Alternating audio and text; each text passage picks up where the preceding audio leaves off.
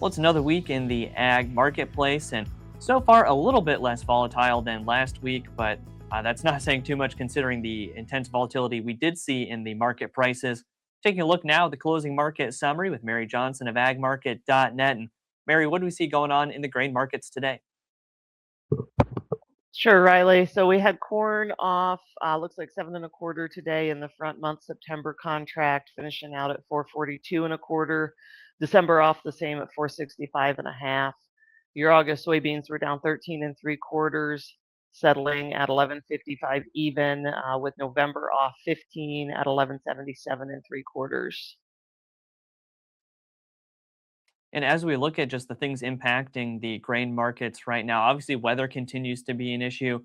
Here in Iowa, I mean, this morning we got even more heavy rain across central Iowa, but still hearing that it's missing western Iowa. Is there going to be a point where we are starting to get worried about dryness over there? The people in Western Iowa would say that they're already worried about it. I think the eastern 2/3 of the state, 35, Interstate 35 seems to be kind of that dividing line where it starts to get dry to the west. To the east of 35 really just looks phenomenal, and especially north of 80, a lot of high producing ground up there.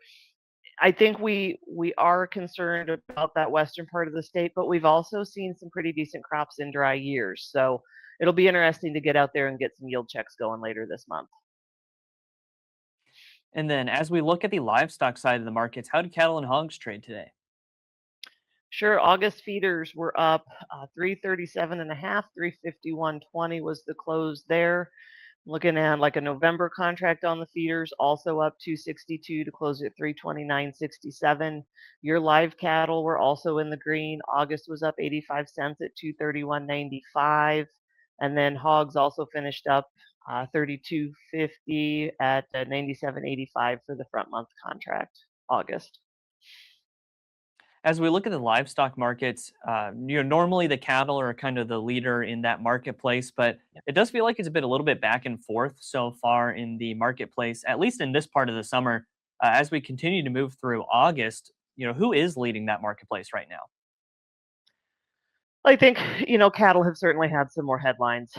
They've been in the headlines all year, with the overall price of beef. Then we saw screwworm come in. Then we saw border reopening announcement here within the last couple of weeks. That'll be open at the end of August. So, in terms of headline trade and volatility, I think the cattle are still leading this thing. But seasonally, this is a time that we typically see the protein market trade a little bit lower as we come out of peak grilling season. And then I saw something interesting as well, and I know it's in a very different market, but we saw disease come in sheep herds. They've detected scrapie in the U.S., but this is one of those things where not something that gets passed on to any of the major livestock like cattle and hogs. So we see diseases like this. Obviously, we're concerned, but that shouldn't carry over into the rest of the livestock, right? I sure wouldn't think that something like that would, especially like I said, in cattle markets that have weathered the screwworm story this year. We saw a few headlines around pseudo rabies in hogs that hasn't really gone anywhere. For the most part in the US, I think we have pretty strong biosecurity protocols, especially with the hog barns, but across all species. Good herdsmanship and strong biosecurity should limit issues.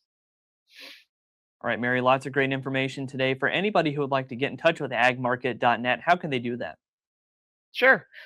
They can find any of our brokers at agmarket.net. If you want to reach out to me directly, my direct line is 641-638-6090. All right, thanks again for the time, Mary. We'll talk again soon. No problem. Thank you.